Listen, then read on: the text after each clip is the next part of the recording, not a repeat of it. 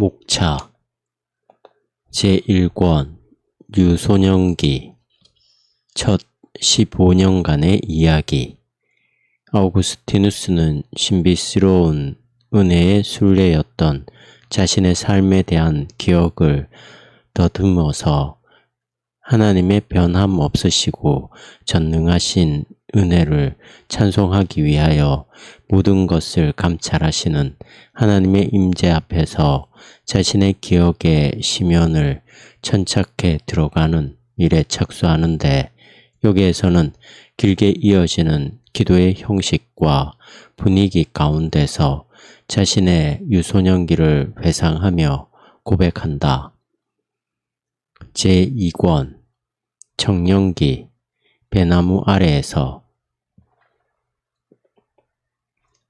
아우구스티누스는 청년기로 접어들면서 정욕과 혈기가 왕성해져서 방종한 삶을 살게 되었다는 것을 먼저 고백한 후에, 고향인 타가스테에서 가까운 도시였던 마다우라에서 공부하다가 잠시 학업을 중단하고 고향에 돌아와서 불량배들과 어울려 다니며 단지 착하게 사는 것에 대한 반감으로 악행들을 저지른 것에 대하여 말하면서 사람이 범죄하는 이유는 만족을 얻기 위한 것이라고 해석한다. 제3권 카르타고에서의 학창시절과 마니교. 아우구스티누스는 카르타고에서 수사학 학교를 다니며 웅변수를 배우는 가운데 키케로의 저서인 호르텐시우스를 읽고 철학을 접하게 되면서 진리를 추구하고자 하는 열망에 불타올라 하나님을 비롯한 여러 주제들에 대하여 더 깊은 사고를 하게 되고, 성경을 직접 읽어보고자 하지만 그 내용을 도무지 알 수가 없고 그 문제도 형편없고 보잘것없는 것에 실망하여 포기하고서는 하나님과 만물에 대한 참된 진리라고 주장하는 마니교 이단에 빠져들게 된다. 제4권 마니교도 시절.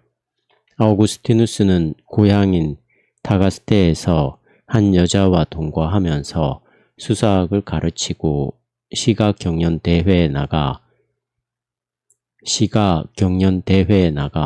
우승하는 등 돈과 명예를 추구하였고, 마니교에 몸담고서 점성술에 빠져든다.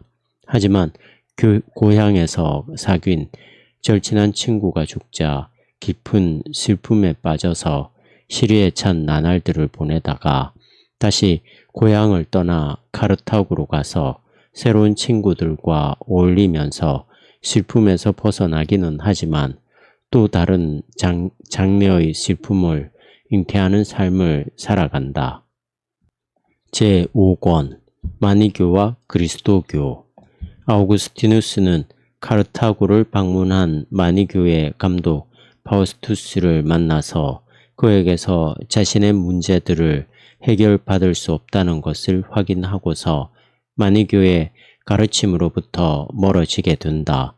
카르타고에서 수사학을 가르치면서 학생들의 행태에 실망해서 로마로 가지만 도착하자마자 열병에 걸려 죽을 뻔하고, 로마의 학생들도 별 다를 것이 없다는 것을 알게 되면서 로마 총독이 공모한 수사학 교수직에 지원하여 밀라노로 간다. 제6권 29살의 밀라노 시절. 어머니가 밀라노로 오고 아우구스티누스는 그리스도 교회의 예비신자로 교회에 나가지만 자신의 개인적인 문제들을 놓고 암브로시우스와 상담하는 시간을 갖지는 못한다. 카르타고 시절부터 함께 했던 알리피우스와 지혜 탐구를 위해 밀라노로 올라온 네브리디우스가 그와 합류해서 함께 지혜의 길을 모색하지만 뾰족한 길을 찾지 못한 채 고민만 깊어가고 번잡한 세상을 떠나 공동체 생활을 계획하지만 허무하게 무산되고 만다. 제7권 신플라톤주의와 그리스도교.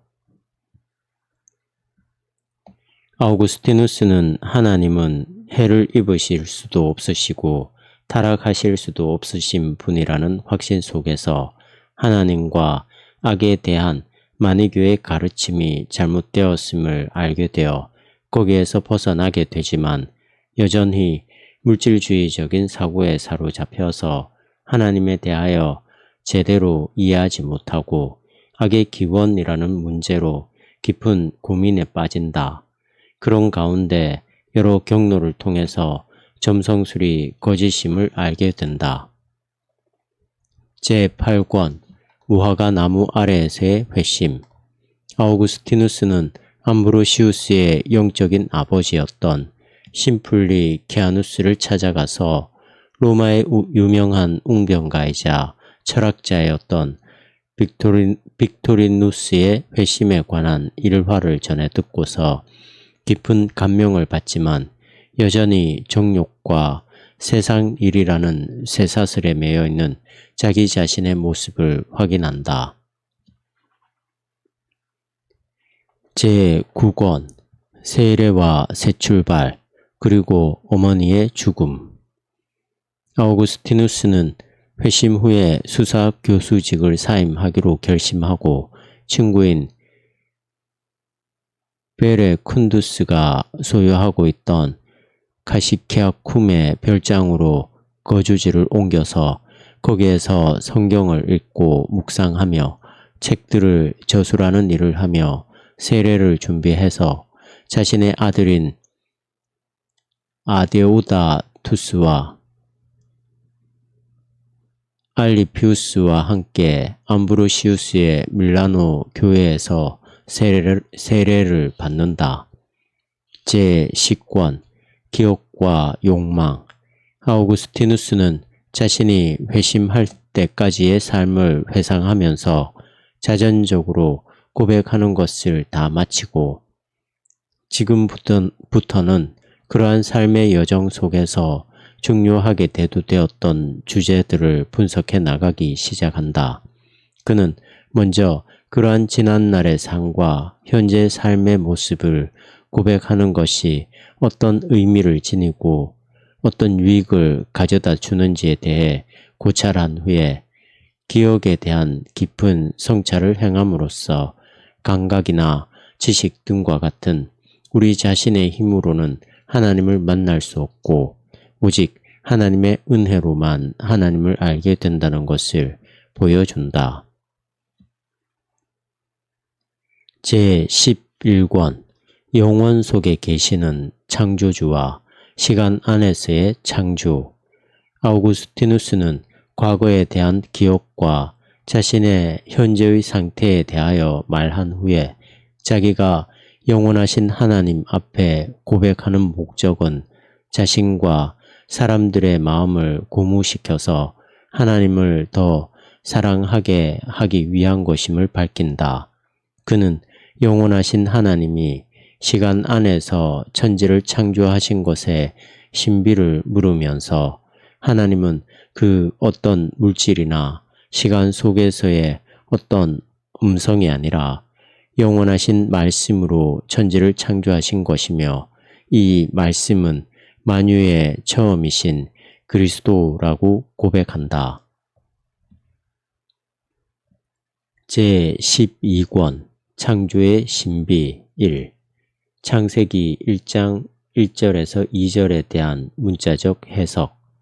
아우구스티누스는 앞에서 창조와 관련해서 시간과 영혼의 문제를 다룬 후에 이제 여기에서는 창조의 신비를 본격적으로 다루어 나가기 위하여 창세기 1장 1에서 2절에 대한 자신의 해석을 제시한다.